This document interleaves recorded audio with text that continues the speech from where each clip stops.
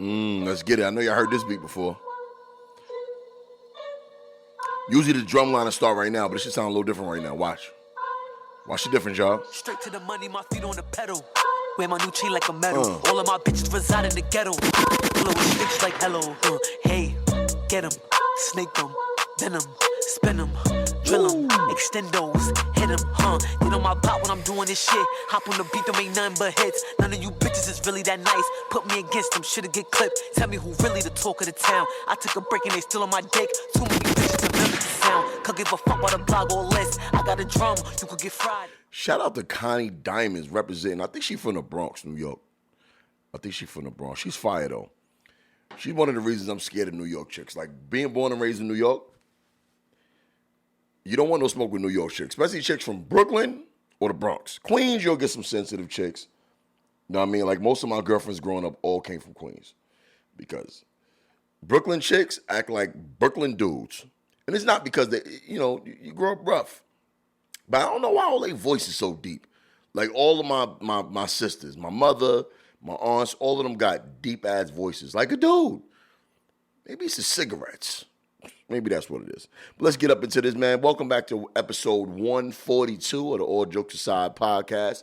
I'm your host, Will Mills, a.k.a. King Dirtbag. Sitting here dolo today. Had to record, man. Things with this podcast has been going left, up, right, everything but in the straight direction. And I am about to change all of that. It changes today. All right? We're going to get into all of that after I get all of the bullshit out the way. But I got to put out a couple of PSAs. You know what I mean? A couple of people said don't do it, but I'm doing it. This is my shit. I started it, and I'm going to run it how I want to run it. So let's get into it, y'all. Jarry's not here today. Quasi, a.k.a. Mr. Gray Area, he's not here as well. We're going to get into all of that. I'm going to talk to y'all, and we're going to get into all of that. I'm sorry that the podcast hasn't been consistent as it should have been. At the end of the day, if you are the general, if you running the ship, you got to take blame for anything that goes wrong. Because anything that goes bad on this, my face is on that logo. My namesake is on this. So I have to take accountability for everything that's been going wrong. But I will get into the semantics of it. But first I want to start this, right? So speaking of raps, right? Your man Pusha T did something that I thought was kind of, I don't know, y'all be the judge of it. Let's play this real quick. I want y'all to hear this. Cause this had me had me a little befuddled when I heard it. I was like, what the hell? All right, so look, check this out. So Pusha T dropped this. This is Pusha T for Arbys. I'm the reason the whole world love it. Now I gotta crush it. Filet fishes. Then you should be disgusted. How dare you sell a square fish, asking us to trust it? A half slice of cheese, Mickey D's on a budget. Arbys crispy fishes. Bruh, didn't Pusha T write the "I'm loving it" McDonald shit? What is he? He said tripping. Wait a minute. I got to go back to this because I could have sworn that Pusha T wrote the jingle for the "I'm loving it." We're gonna get into all that, but let's hear the bars. Because this is Pusha T, he got bars for McDonald's, for the fish fillet sandwich in particular, on behalf of Arbys fish sandwich. He had to do this for a bag because anybody who knows Arbys is disgusting. Arbys is trash. Arbys is a heart attack in a bag waiting to happen. So let's go ahead and play this back. I want to see what he's talking about here. I'm the reason the whole world love it. Now I gotta crush it. Filet fishes. He addressed that in the first bar. He said, I'm the reason the whole world love it. Because I'm loving it. Okay, so this is personal. I hope he got a bag for this because this is a little corny to be making songs about Arbys. But, if Arbys give me a bag, I'm going to say something too. But where's the loyalty, Pusha T? We're going to get into the story. Let's see what's going on with these bars. Then you should be. I'm the reason the whole world love it. Now I gotta crush it. Filet fishes. then you should be disgusted. How dare you sell a square fish, asking us to trust it? A half slice of cheese, Mickey D's on a budget. Arbys crispy fish is simply it. With lines round the corner, we might need a guest list. Eggs at stage left, the sandwiches taste fresh. A little cube of fish from a clown is basic. Say less, this argument is baseless. Drowned in tartar, that filet-o fish is tasteless. Wow. See, Arbys only deals in the greatness. I bet the house on it like it's Vegas. Look, I could sell water to a well. How could you ever think I'd fail? Yeah, the crispy fish sandwich blazing trails. The mother clown's just too frail. Yeah, if you know me and you know me well, our fish is gonna tip that scale. This is a paid advertisement brought to you by the unrivaled, the unparalleled Arbys. All right, this is a little nasty. McDonald's got more money than Arbys, obviously. McDonald's need to get I guess him and Drake's. No, they didn't. Pusha T and Drake did not squash their beef. Now, Pusha T wrote a song for Arbys about McDonald's on behalf of Arbys. I think McDonald's should hire Drake. You know what I mean? Like, that's a very smart thing to do. Because they still kind of beefing, and it's not really them taking shots at each other. But if they're dissing one sandwich against another, listen, McDonald's, going on the whole menu. You know what I mean? Talk about how people get diarrhea. You can shit on Arbys. Nobody eats at Arbys. Arbys is reaching. They really trying this shit right now because although I love the McDonald's fish fillet sandwich, nobody buys that shit. You know what I mean? It's not the most popular thing on the menu. So Arbys has been reaching for a while now. Like, they're really trying to, like, have their Popeye's chicken sandwich moment. It's not happening, Arbys. Y'all trying to do this with fish? What kind of fish y'all using? Haddock? I don't know nobody who went out fishing and said, yo, I caught a haddock. What is a haddock, bro? Where do you catch a haddock at? Let me see where haddock at. What is it, a lake fish? It's either going to be haddock or cod. Now, if y'all fish sandwich was like salmon or whiting, even tilapia. Tilapia is trash, and so is whiting. But that's some hood shit. Like, we eat that. You know what I mean? I know whiting is more like New York. Like, if you go to a fish spot in New York and get a fish sandwich, it's always going to be whiting. Tilapia is more like the South. Because I never had tilapia until I moved to Florida. You know what I mean? I had no clue what tilapia was. But this is interesting to me. This is real. I mean, I wonder why Pusha T would take this deal, you know, and he actually wrote, for those of y'all don't know, the ba ba ba ba ba, I'm loving it. That's Pusha T's pen. So that's a little useless knowledge for you guys if you didn't know that. I'm going to see, why is Pusha T dissing Mickey D's McDonald's? Okay, let's see. All right, let's see. Okay, first thing that pops up in People magazine, by the way, says Pusha T disses McDonald's in Arbys ad, claims he didn't get paid enough for the signature jingle. Let's see if there's more. Okay, the rapper 44 takes aim at the fast food giant in the new Arbys ad titled "Spicy Fish Dish Track," in which he takes credit for McDonald's I'm loving it jingle.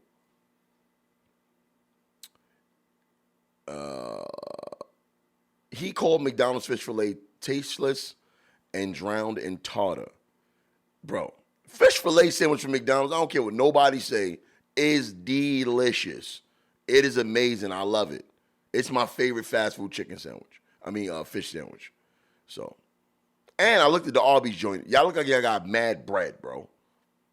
You know what I mean? The fish fillet sandwich from McDonald's, you got a decent piece of fish. I like the half of cheese because I'm lactose intolerant. And the reason why they break the cheese in half is because if you put a whole cheese, it would flow off the bread. You know what I mean? What they should do is make a special slice of cheese that actually fits the filet sandwich. But McDonald's is cheap. So you break one cheese in half, and it's all about the taste of the fish. You know what I mean? The fish and the tartar sauce. Very simple sandwich, very delicious. I love it. That's probably, if I do eat fast food, from McDonald's, which I don't, that's what I'm getting, the fish fillet sandwich. I think I need to get back to you on this because I think I'm going to go and taste the Arbys joint. You know what I mean? I'll give y'all my own review on it. And if it's trash, I'm going to let y'all know. Let's see what else we got on this.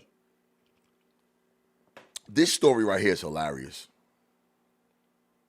All right. So, a Bati dog,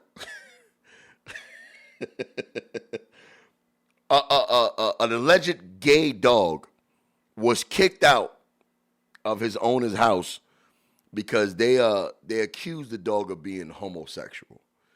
I mean, this is homophobia on a different level. Like, bruh. All right, so let's read the story. It's from New York Post. North Carolina family abandons dog over fear that he is gay. This is crazy to me. You know what I mean? Like, this is so silly. Like, bro. All right, so all right, let's go. Let's read this story. This is in New York Post. Excuse me. A North Carolina dog has been abandoned after his owners saw him humping another male pooch and feared he might be gay, animal rescuers said. Flaco was dropped off at the Stanley County Animal Protective Service. At least they didn't beat him up. You know what I mean? They dropped him at a shelter. So at least they didn't hurt him, physically. They probably hurt his ego a little bit, hurt his pride, but they put him in a safe place. Flaco was dropped off at the Stanley County Animal Protective Services, a shelter in Albemarle, which is seeking a foster home and a new family for the 50-pound dog, WCCB reported. The shelter claimed his owners were aghast. I've never heard that word before. Aghast? As smart as I am, I've never heard that word before. Aghast. I guess that means like in shock, in awe, right? I'm guessing. Aghast. Spelled Aghast.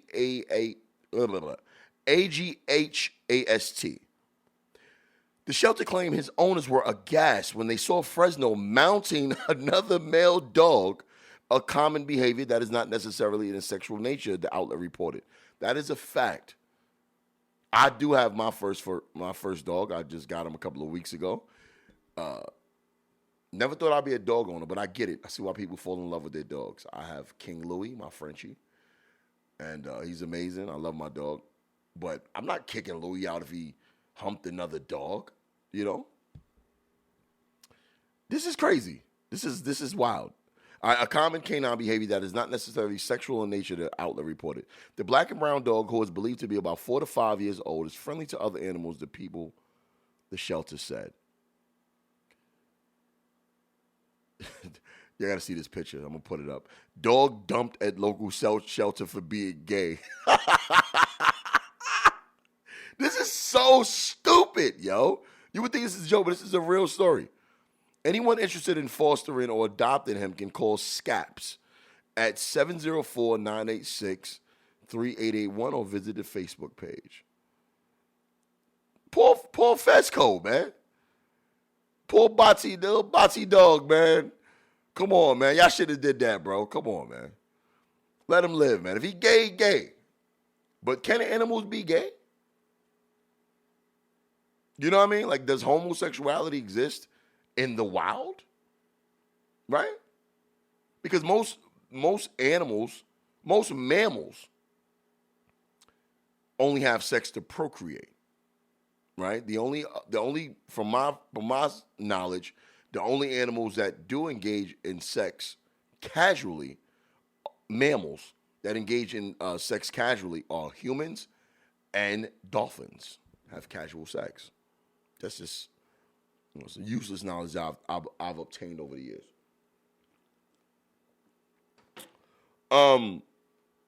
What else we got going on here? What we got in the news? Let's talk about this. Speaking of gay, Ron DeSantis, Governor Ron DeSantis, who I'm a fan of. I mean, I like a lot of the calls he made. My co-host Jarry always talks about how Florida is right now, as it stands, the best state to live in. I agree. I mean, if you look at all the numbers across the board, now rent is rising a lot. Like if you move to Florida, anywhere, the rent is out of control in a lot of places. You know what I mean? It went up really fast. I mean, I don't know anything about rent because I have a mortgage, but I know a lot of people's rent has went up. I know a lot of the places I used to live, the rent is out of control right now. So that's one thing. Money's not bad, you know, if you work. I haven't heard too many people complain about it. Jobs are plentiful. It's a lot of jobs out here. People are living fairly well. The weather, crime is not too bad. Like, for instance, I live in the outskirts. When I tell people from New York who come to visit, or my people from other states, I say I live in Orlando. But my zip code is not Orlando. All right, put it like this. If you live in Queens, if you live in, let's say an area in New York that's not in the borough, but people still call it the borough. Like Inwood, if you're familiar with that area, it's right outside of Queens, but you would still tell people you from Queens because it's right there. You know what I mean? Or like, for instance, Brooklyn is a borough, but Brooklyn has different neighborhoods. I'm from East New York, raised in Bed-Stuy. But there's also Flatbush, Brownsville, East New York. All of that shit is still in Brooklyn.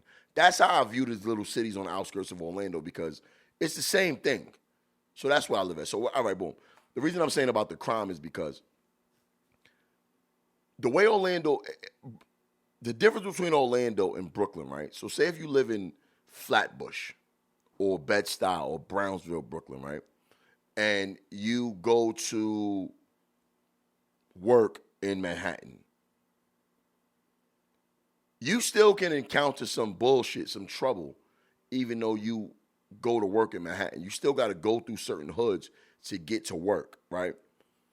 The way Florida is designed, Orlando's designed, is you need a vehicle, you need a car. So the people who live in the hood, in the fucked up neighborhoods where the crime happens, they don't come over here, right? I'm pretty sure the people who live in my neighborhood don't even know what that shit look like. They have no reason to go over there. And that's how Orlando pretty much works, Florida works. The crime-ridden areas are just the crime-ridden areas. It doesn't leave that area. It stays right there. So if you don't want to encounter any crime, just don't move to the crime-ridden neighborhoods. So although they name some spaces that may be close proximity to where you live that's full of crime, you will never see it. You would think it's bullshit because you don't live over there. That's just the way Orlando is for, if you planning on moving out here. But I like it out here, But back to what I was talking about. Governor Ron DeSantis, I think he's doing a hell of a job. I love the way he handled the pandemic really well. At one point, I haven't checked the numbers in a while, but it's over, right?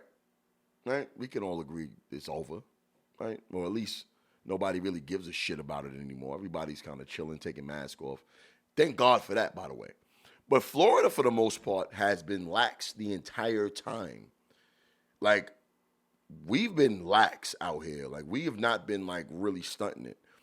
And when that second wave hit and they came down with the mandates and tried to make people put the mask back on, DeSantis never put the mask. He was totally against it. And as a result of that, for that last big wave that happened, Florida had the lowest numbers in the country. The lowest number of new cases and the lowest number of active cases at one point. And I think that had a lot to do with Ron DeSantis making that call. I think the human body works like this. In order for humans to become, for our immune systems to be able to stave off certain viruses, diseases, we have to become accustomed to it. We have to strengthen our immune systems. So it's like, I hate to sound fucked up, but, many must get sick and die in order for the human body to fight it. We have to build up our immune system. So you kind of like cock blocking your immune system by constantly wearing masks. and not exposing yourself to this shit. That is the only way to get to strengthen your immune system, is to actually get sick. I'm not a scholar or anything like that, but that's just my thought process. So speaking of the gay thing, he has a new bill that I'm not too familiar with. I have no idea what this let me check it out. So it's a bill that's about to come out, and I'm not too familiar with what this bill is. So good, I'm reading it live with y'all because I don't know what it is. I keep seeing it, I don't know what it is. DeSantis says he soon will sign so-called "Don't Say Gay" bill again and criticizes Disney. Okay, so let's see what this bill is all about because I don't know. All right. So as Disney employees staged a walkout Tuesday to protest litigation dubbed by critics the "Don't Say Gay" bill, Ron DeSantis took aim at the bill's opponents, saying they are supporting sexual instruction for young kids. Understand, if you are protesting this bill, you are by definition putting yourself in favor of injecting sexual instruction to 5 to 6 year old kids. DeSantis said during a press conference in Pasco County, I think most people will think it's wrong. I think parents especially think it's wrong. The controversial litigation states that classroom instruction by school personnel or third parties on sexual orientation or gender identity may not occur in kindergarten through third grade in a manner that is not age appropriate or developmentally appropriate for students in accordance with state standards. And I 100% agree with that shit. Dead ass. I like it. I'm for it. Like I said in previous videos, if you guys watch anything I've talked about, I think it's bullshit. As a father of adult children and young children,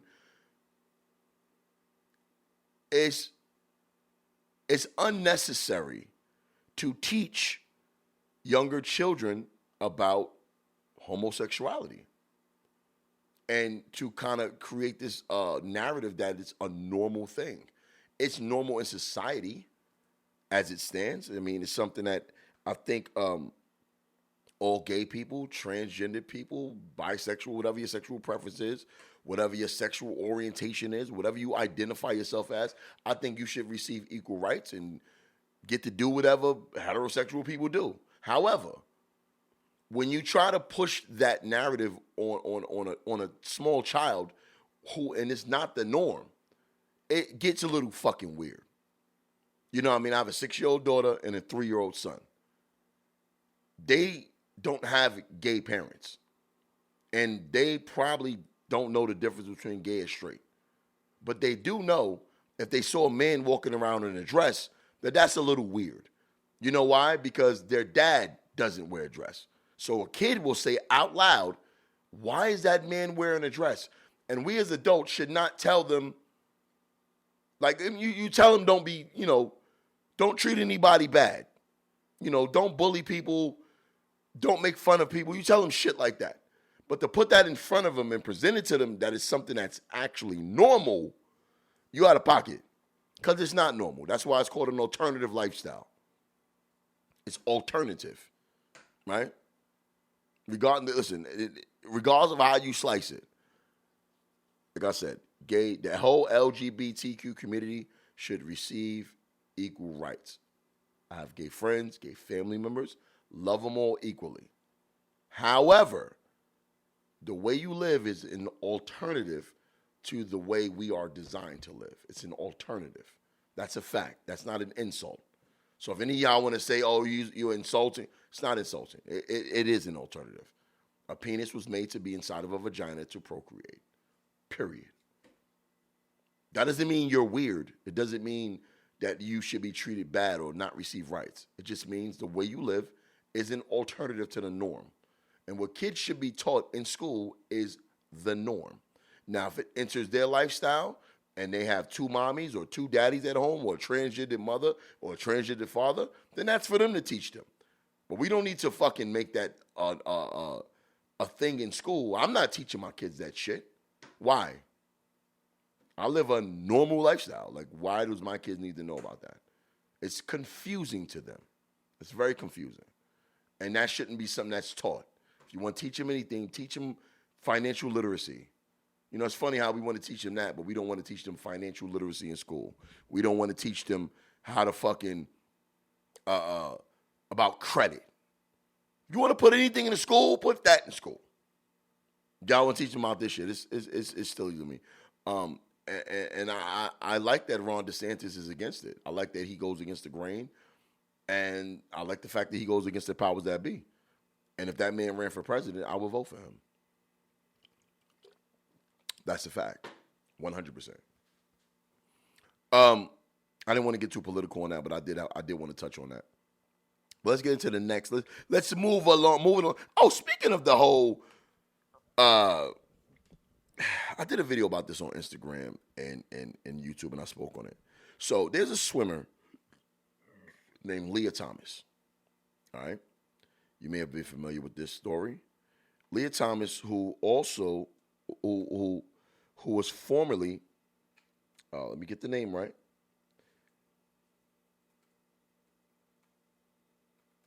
Leah Thomas, who was, what the hell? Sorry, y'all. Leah Thomas' former name was born as,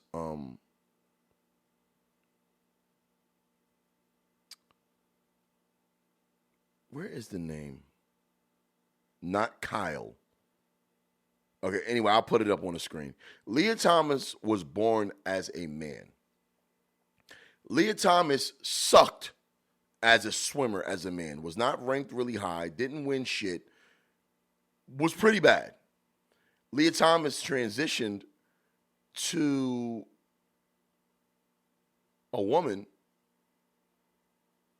in her adult years, you know? And now she's number one. She won the NCAA number one swimming. She won.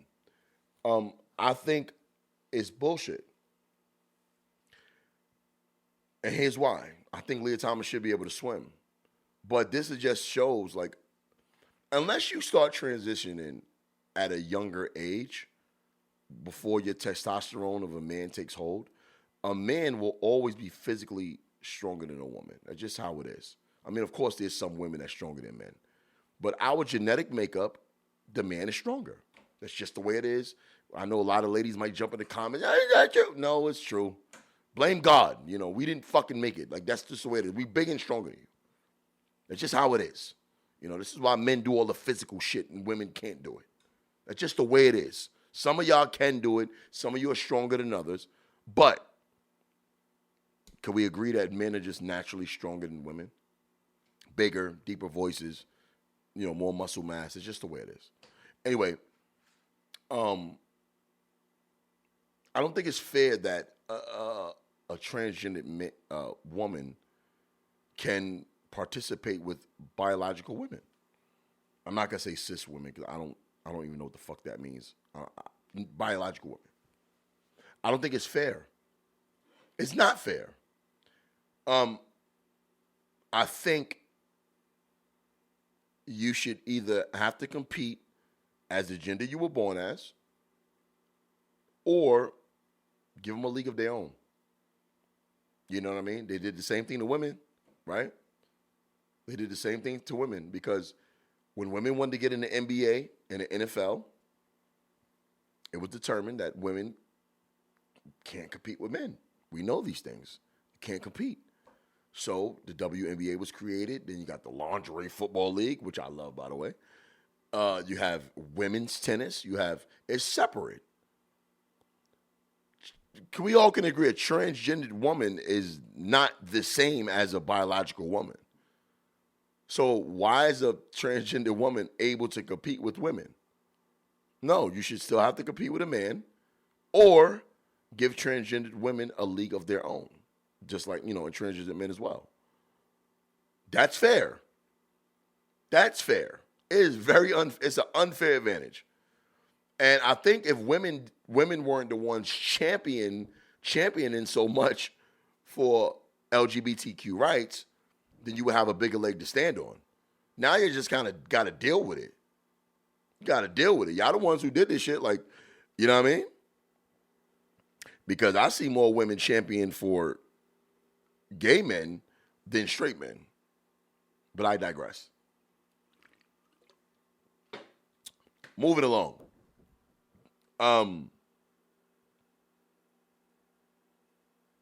See, this is a fucked up segue, so I'm not going to do it that way. Brittany Griner is gay, right? Is Brittany Griner gay? She got to be. She got to be. Like, there's no way nobody dicking Brittany Griner down. She ain't taking no dick. Hell no. Now, that's a woman who will whoop a man's ass. Straight up. Brittany Griner will whoop your ass.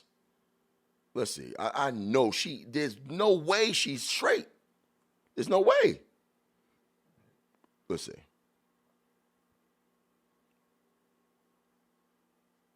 Okay.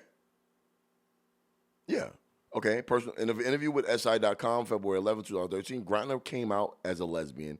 She also revealed that the interview, she was bullied as a child, explaining it's hard. Bully? Who? It had to be a guy. You ever heard her talk?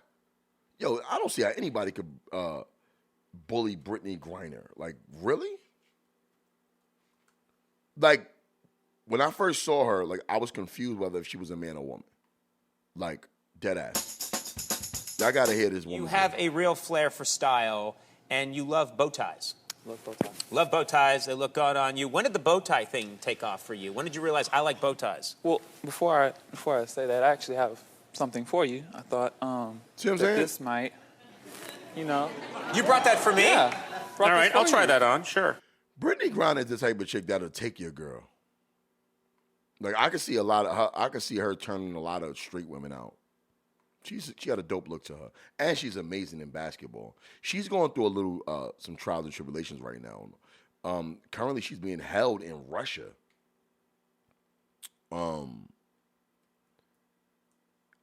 think she had a possession of marijuana. It didn't even seem that serious by American standards. So here it is. Here's the story. Brittany Griner star WNBA center is detained in Russia. Russian customs officials said a U.S. basketball player had a vape cartridges containing hashish oil in her luggage. A Russian news agency identified the player as Griner.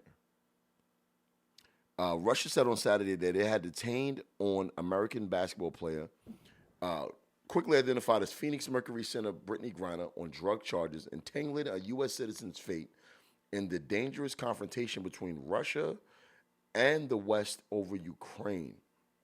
The Russian Federal Customs Service said its officials had detained the player after finding vape cartridges that contained hashish oil in her luggage at the, let me say this right, Sheremetyevo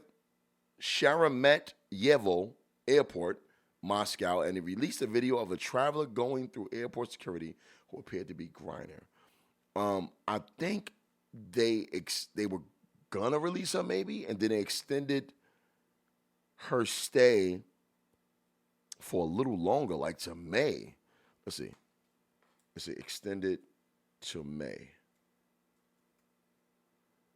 This sucks. I mean, this just shows you like certain countries got different. Yeah, here we go. WNBA star Brittany Griner's detention in Russia extended to May 19th. Sheesh. Russian media reported that the detention of WNBA star Brittany Griner was extended until May 19th, a development that could see the two-time Olympic champion being held for at least 3 months before a case is resolved. The case of the 31-year-old Griner, one of the most recognizable players in women's basketball, comes amid heightened tensions between Washington and Moscow over Russia's invasion of Ukraine. This sucks, man. I hope she's okay. Like, seriously, like, you know, like, granted, like I said, in other countries, like, the laws are completely different. You know, I remember this happened with, what was his name? Metro Boomin? Was it Metro Boomin? What? It was one of Future's DJs. I think it was Metro Boomin. It got held in Dubai for a while. I think it was think it was Metro Boomin. Oh, no, DJ Esco. Sorry about that. DJ Esco. He was held for a while for some weed. He got held for, how long was that? I think it was 56 Nights because that was the name of the album. Yeah, they held him for a while. Yeah, 56 Nights. But, man, Brittany Griner, I mean, prayers out to her if you do pray. Give her a safe return. But, of course, if this whole Ukraine-Russia thing wasn't happening, I'm pretty sure that this will be resolved a lot sooner. But, this is wartime. So people going to capitalize on what they could capitalize on. You know what I mean? What else we got on the menu, on the docket? My bad, y'all. I had to go out and take a quick leak. You know what I mean? Get my shit together. But I'm back. I am back, ladies and gentlemen. Here's the next story I want to get into. This one is pretty funny. It's not funny, but my connection to this is pretty funny. All right, so Jurgens, let me play the story. Let's play the story. We don't gotta. We got video. And if you use Jurgens moisturizing lotion, listen up. The product is being recalled because it may contain a harmful bacteria. The FDA is asking that you check the 3-ounce and 10-ounce bottles of Jurgens Ultra Healing Moisturizer. It's possible the bottles are contaminated with a bacteria that could cause infections in people with weakened immune systems. The recall affects products with the letters Z, U. If you have one of these recalled bottles, call the number on your screen. It's on the lower part of your screen. We've also posted that for you on our free ABC Action News mobile app. All right, so this may come of sad news to a lot of guys like me. I am an avid fan of Jurgens Ultra Healing. Not just for my skin, to keep my skin moisturized. I mean, I've recently shifted over to Aveeno. Thank God, because I could have been caught up in that whole scandal too. But sometimes, you got those moments where you get bored, want to have a little fun. And that Ultra Healing was my go-to. When the lady wasn't available, I'm home, bored. You look over to your right or your left, wherever your nightstand is located, and you see that bottle of Jurgens Ultra Healing. And, it's very similar to the texture of, So if you've been using Jurgens to do that, you better go ahead and get yourself, Hey, wouldn't that be some bullshit if the bacteria in the Jurgens Ultra Healing gave you an STD? How are you going to talk your way out of that one, bro? Just think about that, man. You got to tell your girl, I got a you start having some kind of discharge from your shit. You know what I mean? You got to be on some, Hey, bro, come on now, dog. Come on, man. You're sitting there going through your Rolodex of all the women you may have cheated with. Then you probably wasn't cheating at all. And you're wondering how you got this presumably STD that resembles trichomonas or chlamydia or syphilis or one of them shits. And you start blaming your girl for cheating. Turns out it was you. You gave yourself this STD. This is the places my mind goes with shit like this, because bacteria can be confused as one thing, because if you was a male and you got a male yeast infection, they would give you the same medication that they would give a male that was prescribed something for chlamydia. It's the same thing. So, yeah, some things aren't STDs, but the medication to cure it is the same medication. That's all I'm saying. So, if y'all out there getting money with Jurgens Ultra Healing, go get yourself checked out, bro. It has been recalled, and I switched over to Aveeno, so I'm in the safe zone. And a lot of y'all don't use that shit anyway. Y'all don't buy Jurgens. That shit is expensive. You know what I mean? Y'all out here buying the cheap shit, Landers and that big doofy coconut shit, like $2, that watery ass coconut lotion. I hate that shit. I remember my mother used to bring that out. That shit like water. It's like putting water on yourself. My lotion need to be thick. You know what I mean? Like using the natural stuff. You know? That's just me, though. And what else we got on the docket for today? All right, before I get into my podcast news, talk about this girl, I think her name was Vivian DeQuarez, Polka. That's her name. She's a Brazilian singer. Let's look at this story. This is crazy. But I applaud her for going this far with this shit. All right, so Brazilian star, Polka, is her singer name. She was shy to fart in front of her boyfriend.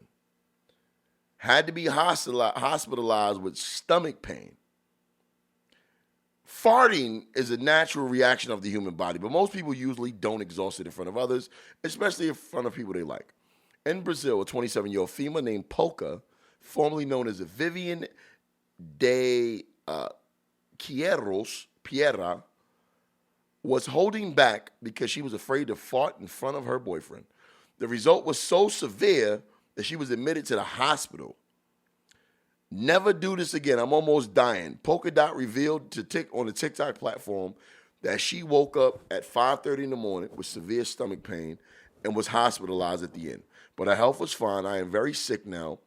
Well, it's just a bunch of farts that haven't been farted. At the same time, he reminded girls, don't be shy to fart in front of your boyfriend. The real embarrassment is because not farting causes discomfort. Your boyfriend can't sleep in the middle of the night, and he has to take you to see a doctor. Ladies, I implore you, do not take this advice. If you got to go as far as securing your femininity, as having trap gas and going to the hospital, then by all means, you do that shit. You know what I mean? You do that. You do it. That man will applaud you for that. I know I would. If my woman would rather go to the hospital and have trap gas than fart in front of me, oh, she gets a ring for that. That don't mean she gets to go out and fart later on in the relationship. But farting in front of me, I had a video. I said, the minimum time that a woman should be comfortable taking a shit in the presence of her man is 5 years. 5 years.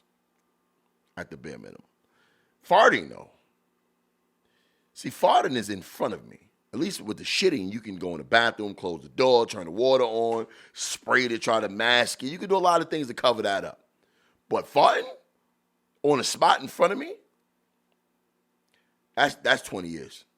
20 years. So go ahead and ruin that digestive system, sweetheart. Nah, but all jokes aside, though, like if y'all got to fart, just fart. Just go in the bathroom. But, she was scared to go. She must have had some stink-ass farts if she did all that. Like, get up and go in the bathroom. Go outside. Take a walk. You know what I mean? Like, the smell don't stay with you. Go outside, fart. If you can't smell it no more, we can't smell it no more. That's how I base the severity of my fart. You know what I mean? All right, so here's the time where I'm going to get a little personal. Because I didn't want to talk about this, but I have to. And I noticed throughout the course of this podcast, I started this podcast back in 2018. None of my original people who were here with me are with me anymore. We're still cool, but we've moved on to do different things. And I've went in on every last one of them when they decided to leave the show, if it was on bad terms. First up, we had Joe. The show started out in 2018 with me and Joe. I bought a bunch of equipment. I just knew I wanted to do a podcast. I didn't know what I wanted to do. I wanted to talk. And I wanted to interview people, and I wanted to be informative because I'm used to going viral on social media. I'm used to running my mouth and talking and using these platforms to vent and air out my frustrations with the world in a comedic fashion, sometimes serious, sometimes informative, whatever. On the third show, episode 3, I brought in Kwesi, a.k.a. Mr. Gray Area, who you guys know and love.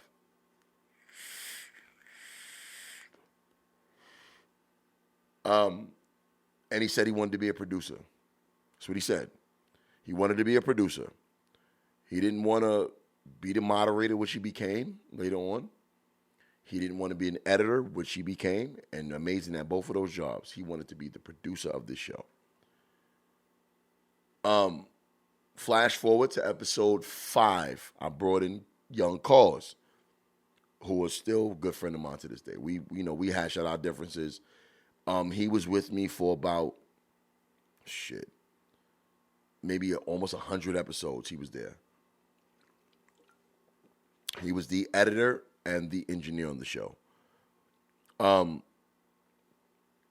Things went off. Money wasn't being made. Two bosses can't operate in the same space. It's not happening, especially when you have ambitions to be at the head like me. You know, if this is my shit, I'm running the ship, the show. You kind of got to not take orders, but you got to play your position. You'll never be above me because this is my shit. And now he's off doing his own thing. Shout out to Cocktails and Intellect podcast. He's doing his own thing. He's doing great with it. And I wish him nothing but success. And me and him, we've hashed out our differences. We're friends to this day. I've yet to have spoken to Joe. But he was only with me in the very early days of this, 3 episodes in. I'm pretty sure whatever he's doing great at it because he's in a great space. Then we brought on Shanks. You know, it was me, Cause, and Kwesi. And then we brought on Shanks. Shanks was with me. I say Shanks was there for maybe, she came episode 9. She was there for almost 100 episodes, about 2 years. Shanks left once and then left a second time, but it was never on bad terms. It's just that, you know, life be lifing. You know, sometimes podcasting, if my vision for this is to get notoriety and fame and money, if that's my vision, that's my vision. I'm the creator of this. I'm the one who invested all the thousands and thousands of dollars into everything. I've never asked anybody from this show for a dime. Whatever equipment you see, I own all of it. This is my studio. I paid for everything. No, I have no handouts. Everything is mine. Everything. And I've never asked none of them for anything. If they said they needed something for this show, whether it be new chairs to be more comfortable, new microphones, new headphones, anything to accommodate my people, I got you. You know, try my best to be accommodating for this show. And ask of them only to do the jobs that they were assigned, right? Nothing above that. Kwesi took on more titles. Doesn't mean he took on more work. We're going to get to that part. Then we brought on Flaco. Because at this point, me and Kwesi, it's just me, Kwesi, and Shanks. I mean, Shanks is gone at this. Shanks is there. But she's the co-host. You know, she's there to piggyback off what I'm saying, to come up with material and content and pretty much be the feminine energy in the room, which she did a great job at, and be beautiful while doing it and bring new fans. And that's what she did. She's always done that. She's always been amazing at that. And I love her, and we still great friends to this day. Flaco was with us for about 10 episodes. No, Flaco was with us actually through the entire quarantine. The quarantine happened. Things went left in people's lives. Flaco got his own thing going on. You know, he got his productions. He got his music. He has his job. He has his family. So it was never any bad blood with him. It's just like, you know, I can't do this. This is an extra hat to wear on top of what I got going on for myself. And Flaco actually taught me how to do audio. He taught me how to use Logic Pro X, and how to do audio. And he taught me that for a couple of weeks. and he slowly made his transition onto what he's doing in his life. And now I do the audio myself. Flaco was never on camera. He spoke on the mic a couple of times, but he was a great addition to the show. And thank you for helping me out with this. So now, Shanks, she get into her different businesses. You know, if you watch the show and you remember Shanks was always, I called her Ralph Cramden. If you ever watched The Honeymooners, Ralph Cramden was notorious for having a bunch of harebrained schemes. And that's who Shanks is. That girl always gonna find a way to make some money. Always.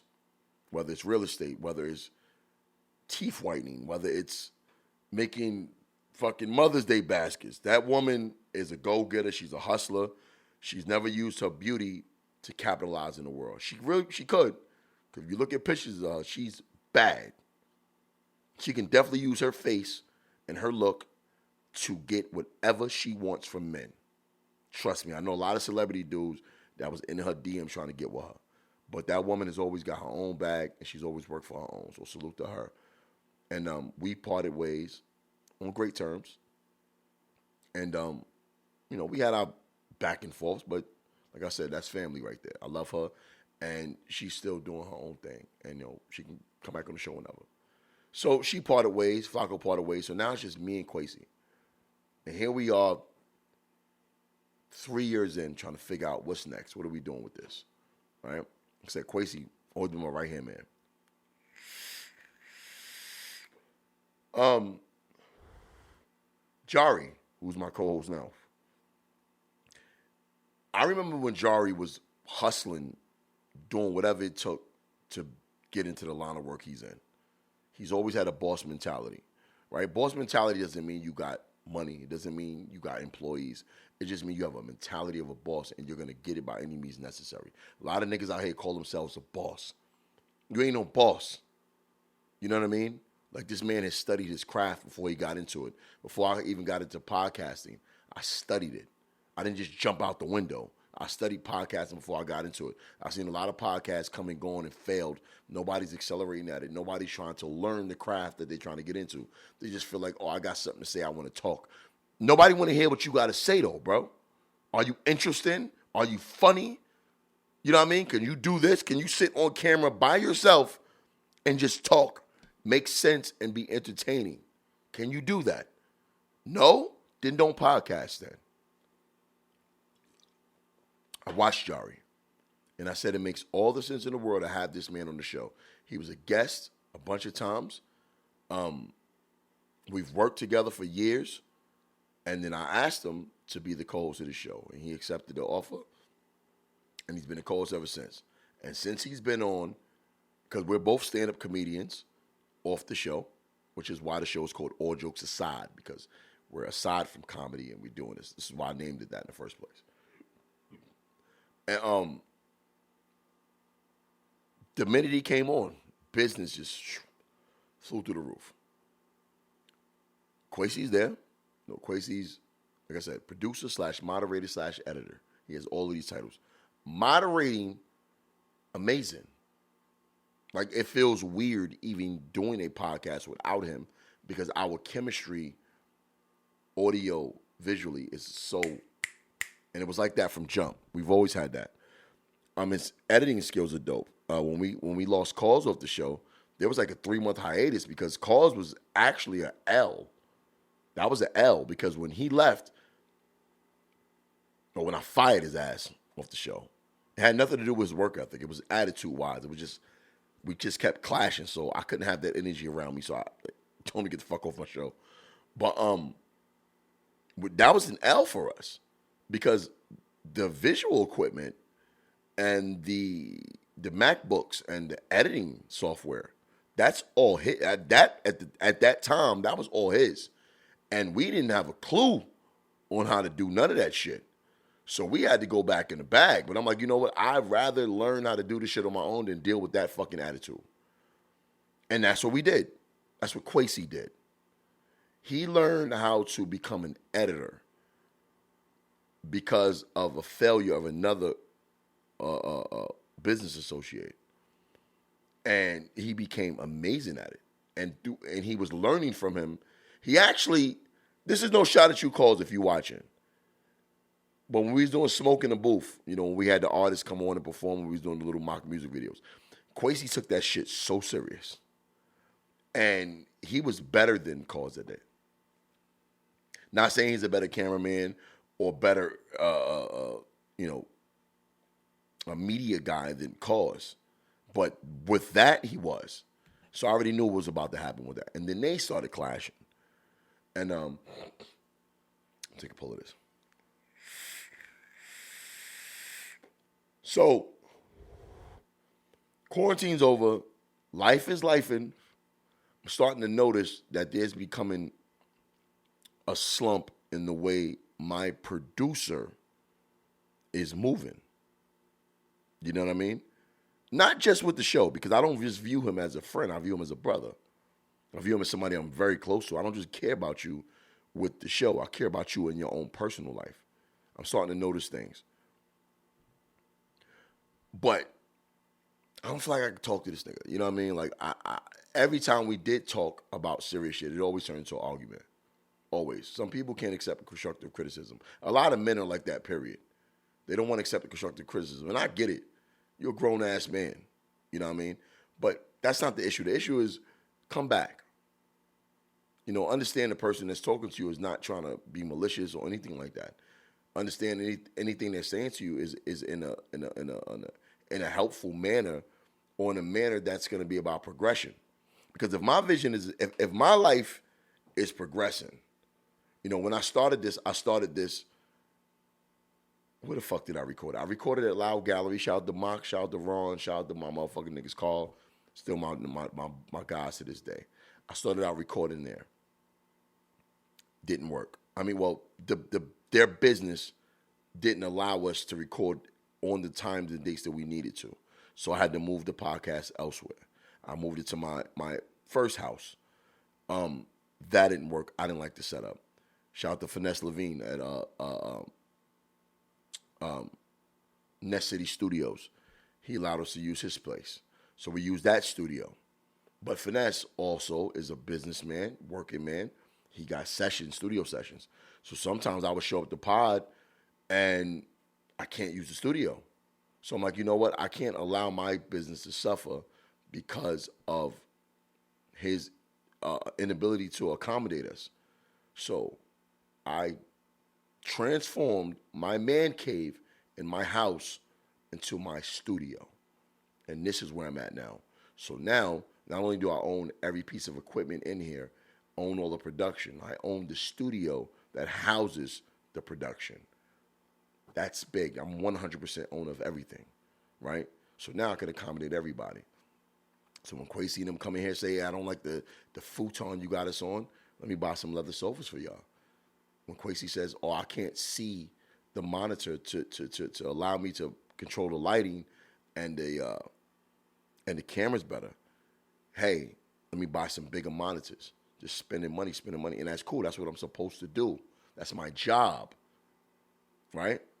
But when you say you're the producer of the show, you're the producer, I should never have to call, when we do our media enhancement events, whether we're doing a festival or outdoor event or the fair or a car show, the host and the owner, no one should have access to me. My producer does that. And there's been so many instances, actually every instance on this show, regardless of what celebrity we talk to. Now, if we're out on a scene, when we had Nori and the cast of Love and Hip Hop, when we had them on the show, we're already at the venue. So yes, my producer, Kwesi, at the time, did his fucking job. Like, he was amazing at it. But in those areas, you got no choice but to perform. But it's when you get home, you know what I mean?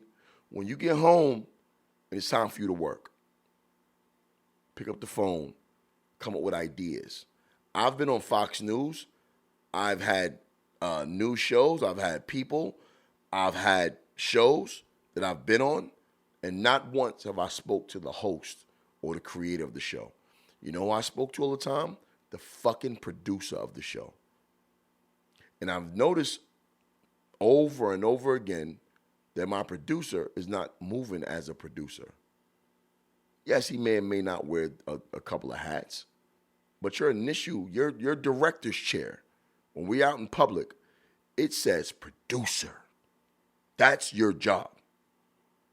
Which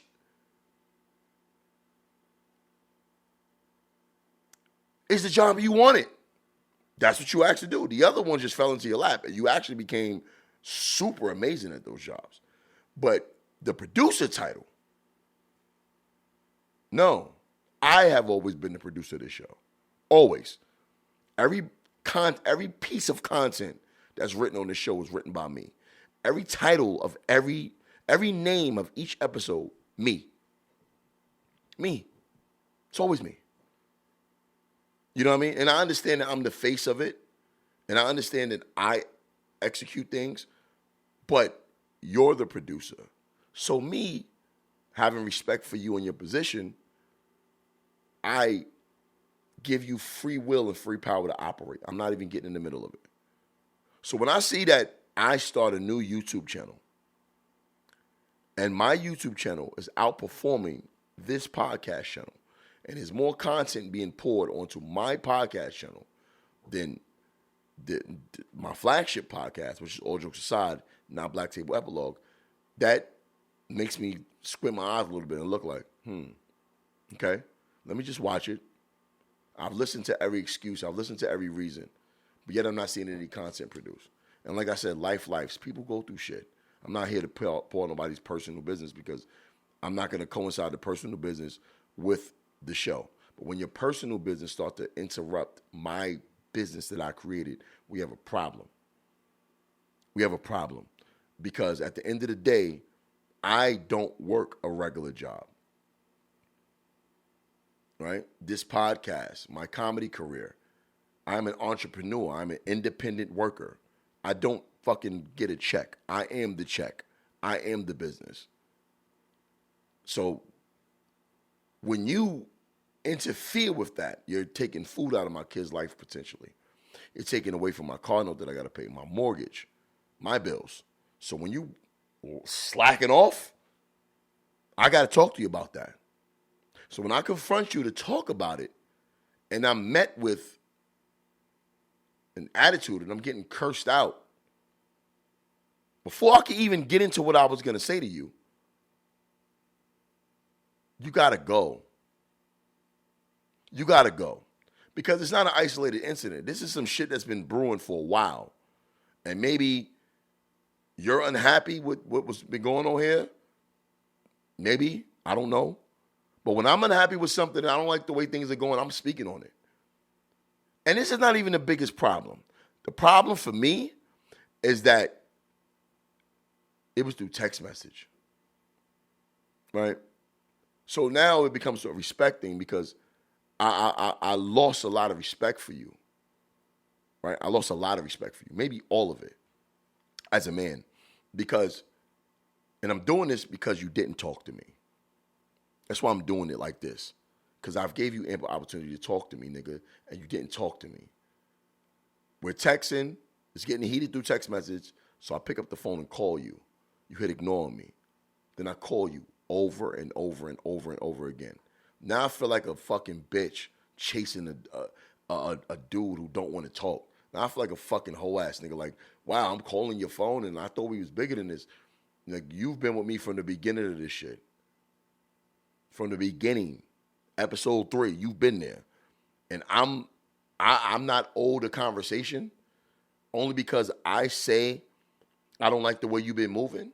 I can't say that to you when you actually did not post anything about this show in over a month, when you actually missed 4 shows, regardless of the reason. Let me tell you something. All your reasons were valid. All of the reasons, whether it's injury, pain, stress, whatever the reason is. At the end of the day, I have a business to run. As a friend, I care about you. Everything you go through. I'll help you in any way I can.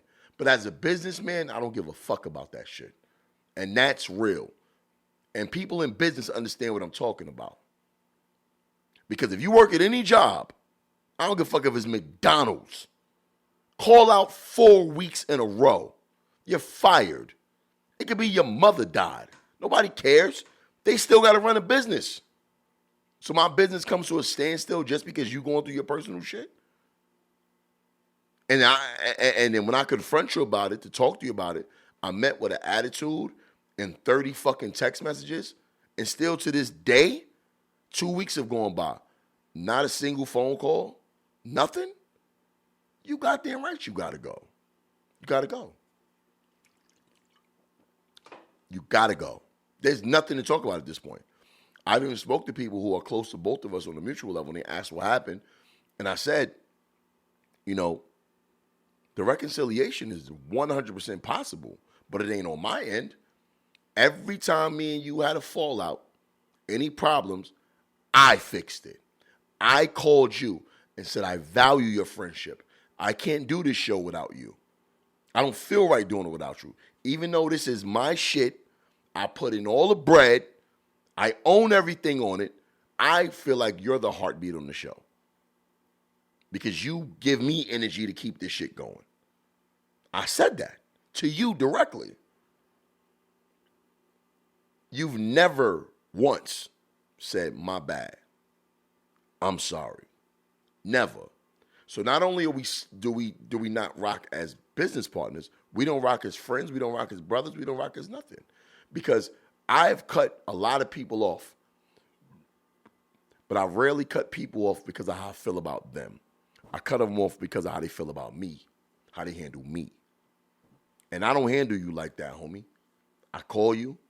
I want to talk. I'm willing to work things out because for me, I'm resolution-based. I'm not arguing and conflict-based. I'm a fucking man about my shit. That's female shit. No offense to the women who may be watching or listening, but women have the ability to do that shit. People with high estrogen levels have the ability to argue through text message and go back and forth about how they feel. Fuck your feelings. Dead ass. As a man, fuck your feelings. Real shit, because although your feelings matter, it's not important. Your feelings don't keep this shit going. Your feelings don't keep this shit running for 4 years like we've done this. Put your shit to the side, come back and fix that shit with your boy. But when I say, yo, listen, if it's going to be like this, let me get my hard drives and my cards, and we're going to move forward amicably. And you say, all right, you letting me know where you stand right there. You don't give a fuck about this. So with that, all that being said, keep that energy. I'm going to be fine. Like I said, I'm progressing. I'm not shitting on your life or nothing, whatever you got going on. Whatever personal demons you got going on, fight them. Whatever you got on the horizon that's bigger and better than this, I wish you all the best. Just like I wish Cause when I fired him. And I said it, and he probably watching this. When I fired his ass, that probably put a fire to his ass. And look at him now. Look at him now. Big podcast, doing big things, and working his ass off. More than me. But no longer will I allow anybody in my circle to compromise my work ethic. And I notice a lot of times with people, us as humans, we allow people who bring negative energy. The negative energy is rubbed off faster than the positive energy. That's a fact. So when I have a person who I'm calling a producer, I'm following your lead at some point. Real shit. Even though I'm the host, the creator, and this is my shit, I followed your lead. So when I see you lackadaisical and you don't have no energy for this shit and you don't got no ideas, what the fuck do I need you for? What do I need you for? If I'm lining up all the meetings, making all the connections, what do I need you for? You said you wanted to be a producer. I never even thought about having one. When I started this show with me and Joe, I thought I needed to talk on a microphone and have somebody to edit my shit for me. I met you and you said the show needs a producer. And you ain't never produced. I did. You come up with all these ideas, no execution. Right? There's no way in hell that my Black Table Epilogue should outperform All Jokes Aside. This podcast is fire. This shit should be somewhere else on a bigger plateau. But I'm going to show you something, bro. I'm going to show you how big this podcast is going to be in a short period of time. So farewell to you. I love you. I wish you the best. And like I said, this situation is very, very, very fixable. But I ain't doing nothing. I ain't calling. I ain't texting. I ain't doing none of that shit. If you want to fix this and you think that this is something you want to do, the friendship is still here. The brotherhood is still here. The producer title is still here. Moderator, editor, whatever the fuck you want to be is still here. You helped build this shit. But as for me, I'm not letting my business slack off for nobody. You know what I mean? Episode 142 in the books. Shout out to Fredo Cash, all jokes aside. You know what I mean? Baltimore stand up. Let's get it, y'all. Let's go. Yeah. Whoa. Fredo. Shout out to Fredo Cash. Baltimore stand up. You know what I mean? Let's get it on them side. Me and Pirates together. Watch two words collide. Me and Jackie bored out the suites when we got hella whores inside. Whoa. I'm the shit. Bitch, y'all jokes aside. I'm the shit.